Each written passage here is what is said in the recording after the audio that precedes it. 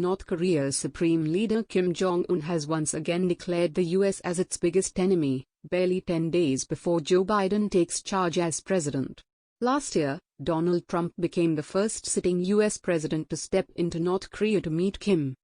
In a 5-yearly Congress of the ruling Workers' Party of Korea, Kim announced that North Korea should focus and be developed on subverting the US, the biggest obstacle for our revolution and our biggest enemy, the country's official Korean Central News Agency, KCNA, news agency reported. In a veiled statement, Kim took a dig at the president-elect Joe Biden. No matter who is in power, the true nature of its policy against North Korea will never change, he said without naming Biden. After exchanging nuclear threats, Kim and Trump displayed an unprecedented bromance that made Trump the first sitting US president to cross the demarcation line into North Korean territory where he met Kim. At the time, Trump declared the meeting very good. He claimed that something comes of it, something very important, but a lot has already come of it, adding that the relationship between the US and North Korea was a fiery mess during previous administrations.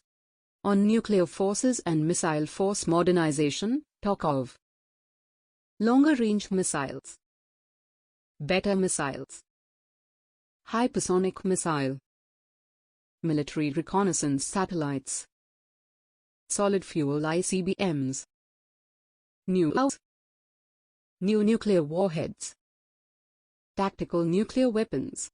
Under the Obama administration, North Korea's increasing nuclear arsenal was a foreign policy issue that didn't find a substantial solution. Analysts believe that Obama's strategic patience toward North Korea didn't work in the denuclearization of Pyongyang. Ignoring warnings from the international community, Kim has continued to weaponize the nation by equipping it with intercontinental ballistic missiles, ICBMs, carrying nuclear warheads. After North Korea conducted nuclear tests in mid-2009, the United Nations Security Council moved sanctions, banning arms movement to and from the country. Following the move, Obama sent a special envoy to Pyongyang along with a personal letter to Kim.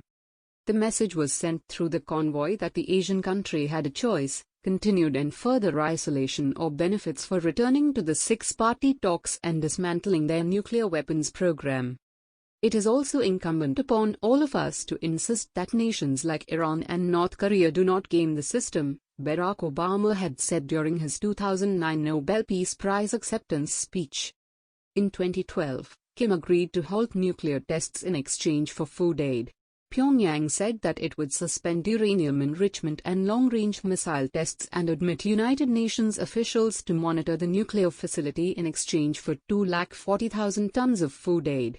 However, North Korea continued to test nuclear weapons, following which Obama threatened that the US will not hesitate to use our military might to defend its allies, saying that a pariah state that would rather starve its people than feed their hopes and dreams. Vice President Biden had earlier called Kim a thug. In the recent address, Kim touted that his foreign policy has led to external prestige of the country raised remarkably. He pledged to take the capabilities of the country to a higher level. The KCNA news agency said that the relations between North and South Korea have now returned to the pre-2018 Panmunjom Declaration state. The dream of unification is now even further away.